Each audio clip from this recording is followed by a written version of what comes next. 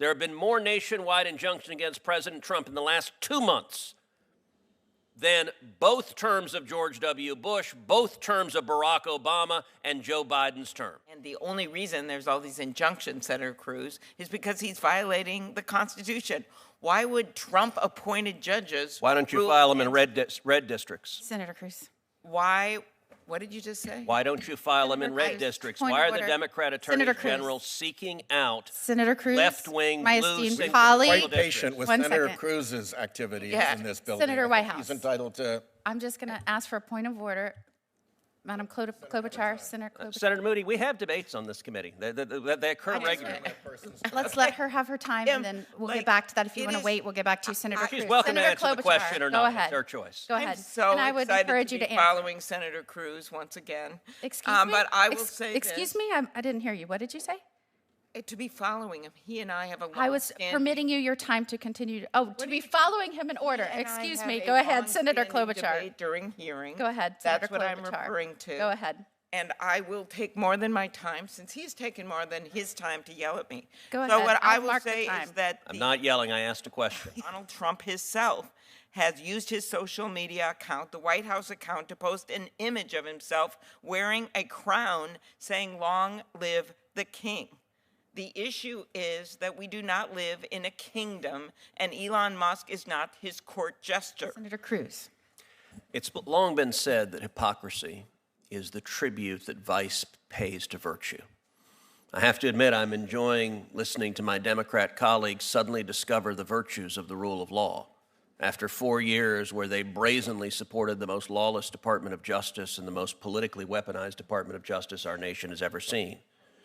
We just heard the senator from Rhode Island talk about the imperative of protecting judges.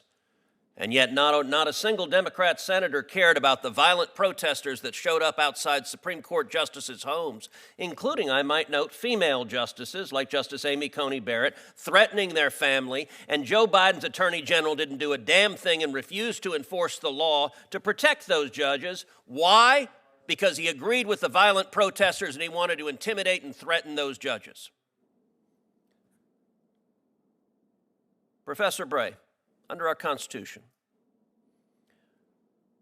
who should decide elections, the voters or unelected judges? The voters are the ones who should vote in the election according to the laws, and the laws sometimes have to be applied by the judges if there are cases. And under our Constitution, who is charged with making policy decisions, elected representatives elected by the people or unelected federal judges? I think the question of policy, Senator, is a little broader than the particular case. So the laws should be enacted by Congress. That's where the fountain of law. Policy decisions are the elected branches. Right. Law is the province of the court. Policy is the province of the elected branches. These are not complicated. Professor Bray, let me ask you this. Do the federal courts have power to issue remedies for people who are not parties to a case? That's a question I agree is not complicated. They do not have that power. Is the phrase nationwide injunction or universal injunction found anywhere in the Constitution? It is not. First chart. In the first 150 years of our republic, how many nationwide injunctions were issued? My view is that there were not any until 1963. 0.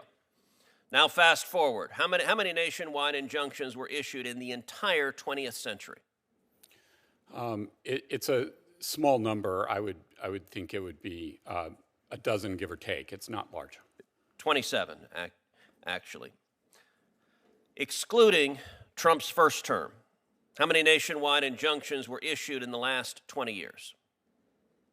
Far more than that. 32. From 2001 to 2024 against Biden, Obama, and Bush, 32.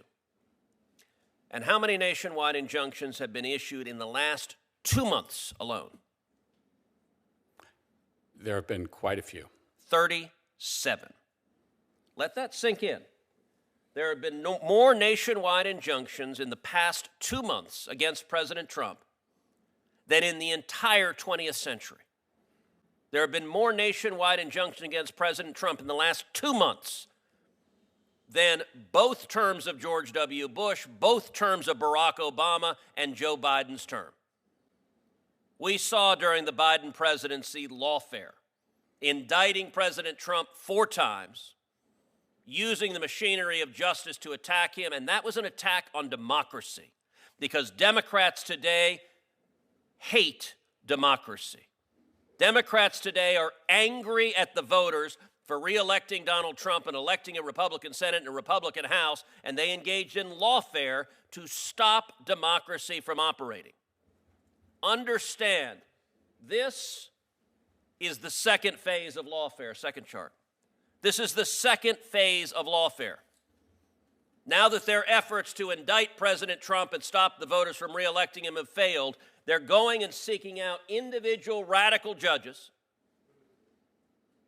to try to shut down policies, and they are forum shopping like crazy. Give me any loon judge put on the bench by Obama or Biden who disagrees with a policy. We just saw a judge flagrantly ignore U.S. immigration law concerning TPS being revoked. U.S. law explicitly said there's no judicial review for that, but hey, they found a judge who says, you know what? We, the Democrat Party, we are the party of illegal aliens. We are the party of murderers and rapists and gang members, and the Democrat Party exists here to fight to keep murderers and rapists and gang members in your communities. There's a reason the Democrat Party is at 26% approval nationwide, because they put radical policies ahead of rule of law. Nationwide injunctions are an abuse of power. It is the judiciary acting as policy deciders, and it is incumbent on this committee and this body to rein in the abuse of power from these unelected radical judges who are trying to overturn the election because they disagree with what the voters decided. Thank you, Senator Cruz. Senator Klobuchar. Okay, that was a lot. Let me start with a few things. Number one, we love the democracy, and I believe what we should be having is a civil debate about how we can best, if Donald Trump wants to make changes to the government, we should be doing it in a legal way, not how he's doing it. And the only reason there's all these injunctions, Senator Cruz, is because he's violating the Constitution. Why would Trump-appointed judges... Why don't you file them in red districts? Senator Cruz. Why? What did you just say? Why don't you file them in red districts? Why are the Democrat attorneys general seeking out left-wing, blue, quite patient with Senator Cruz's activity in this building? Senator Whitehouse. He's entitled to... I'm just going to ask for a point of order. Madam Klobuchar, Senator Klobuchar. Senator Moody, we have debates on this committee. They occur regularly. Let's let her have her time, and then we'll get back to that. If you want to wait, we'll get back to you, Senator Cruz. She's welcome Senator to answer the question or not. It's her choice. Go ahead. I'm so and I would encourage you to answer. Following Senator Cruz once again. Excuse me? But I will say Excuse me? I didn't hear you. What did you say? To be following him. He and I have a long I was permitting you your time to continue. To be following him in order. Excuse me. Go ahead, Senator Klobuchar. During hearing. Go ahead, Senator Klobuchar. That's what I'm referring to. Go ahead. And I will take more than my time, since he's taken more than his time to yell at me. Go ahead. So what I will mark say the time. is that... I'm not yelling. I asked a question. Senator Cruz, please. I'll give you time. Senator Klobuchar, I've got the time, and you'll be allotted the time. I am making the strong case that the reason all these cases have been filed, and the reason that these judges who have been appointed by Ronald Reagan, yes, they still exist, and the Bushes and Donald Trump, judges appointed by Donald Trump, have been making these decisions is because this is not legal. Donald Trump himself has used his social media account, the White House account, to post an image of himself wearing a crown saying, "Long live the king." The issue is that we do not live in a kingdom, and Elon Musk is not his court jester. Ours is a nation of laws in which no one is above the law. That is why 39 different judges from vastly different backgrounds, appointed by 5 different presidents, have made clear that these are illegal actions. And these judges have rightly blocked these actions. And it is important that we not lose sight of the underlying cause of these injunctions. It is not that these judges are crooked or lunatics or evil. Those are words used by the president and his allies. It is because the administration is violating the Constitution. What happens when they use these kinds of words? You see more and more threats against judges. And that is what we're seeing. That is why federal judges and the U.S. Marshals, who are responsible for protecting them, are sounding the alarm about a spike in threats against judges. This is serious. And unlike what Senator Cruz said, I'm remembering when the threat was made, the horrific threats, and the man was in Justice Kavanaugh's, on his neighborhood, on his street. On a bipartisan basis, we came together and got more funding for the judges and changed things so that they had more protection. So what he said was completely untrue in terms of Democrats and Republicans decrying violence. We didn't just decry the violence, we actually did something about it in response to a court that is run by Justice Roberts, who is a Republican appointee. So I think that kind of language actually makes the situation worse when it's not even true. But unfortunately, Senator Cruz left, so he did not hear my response to what was a lie. President Trump's attacks on these judges has made for some major, major risks for these judges. I would ask you, Mr. Panuccio, and not in a partisan way, just normal, as a partner in a law firm, have you ever taken to social media to personally attack a judge who ruled against you? That's all my question is. Senator, thanks for the question. I think that attacking judges personally and not their reasoning, well, let me just give you a quote. I want to tell you, Gorsuch, I want to tell you, Kavanaugh, you have released the whirlwind and you will pay the price. I've asked you. Want to know, you won't know what hit you if you go forward with those awful decisions. That was something that Senator Schumer said, and I thought it was awful, and it unleashed a wave of violent threats against Supreme Court justices. I do think that's problematic, that kind of language. I have no doubt the language is a problem on the left or right. I was just asking you if you have ever personally attacked a judge after you disagreed with the ruling. I'm asking you. I have if not. You did it. Thank you.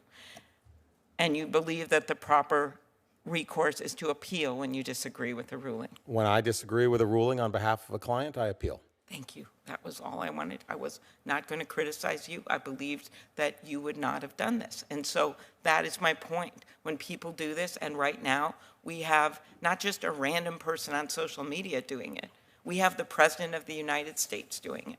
And I would just ask you, Professor Vladeck, in your opinion, are the judges who ruled against the president radical and rogue judges? No. And just if I might, even though he has also left the room, Senator Schmidt suggested it was statistically impossible that Chief Judge Boasberg has been assigned to multiple cases in the D.C. District Court. I think that rhetoric is highly inflammatory, in addition to being just mathematically incorrect. There are 31 different cases in the D.C. District Court alone in which D.C. district judges have ruled against the administration. There are 11 or 12 active district judges. The notion that one of those judges would have multiple of those cases is not statistically impossible, it's statistically certain. And if the president does not want to have judge rule against him, isn't the answer that he just follows the law? One would think, but I think we live in a bit of an upside-down world at the moment. Okay, so this hearing was titled in a very academic fashion, Universal Injunctions. And we can make it all academic if we want. Clearly we haven't with Senator Cruz's remarks. But I just want to make the point that this has a real consequence, that these cases that are coming before these judges. This is outside of their decision, which is based on the law and the facts. Sometimes they've ruled with the president, sometimes they've ruled against the president. But just to get it so people understand this isn't just some academic exercise about injunctions and if they're a good thing to have legally. Last month, a federal judge blocked the administration's plan to slash NIH funding for medical research. Could you talk about the impact if the judge had not been able to issue a nationwide injunction? Sure. So Senator, briefly, because I know our time is limited, NIH hands out thousands and thousands and thousands of grants. If you required the recipients of each grant to litigate the rescission of each of those grants on a retail basis, you would have gaps in cancer research. You'd have gaps in all kinds of work by the National Institutes of Health, because it's not possible that those thousands of the mass action by the government could be challenged on a retail basis in federal courts. Thank you so much. And could I get a second round Senator of questions? Klobuchar, I allowed you to go way over your time in order to make up, and I wrote it down. Round? No, ma'am. I just wanted to let you know that I did give you extra time and over what was taken up. The So thank you practice of so the- much. I appreciate it. Okay.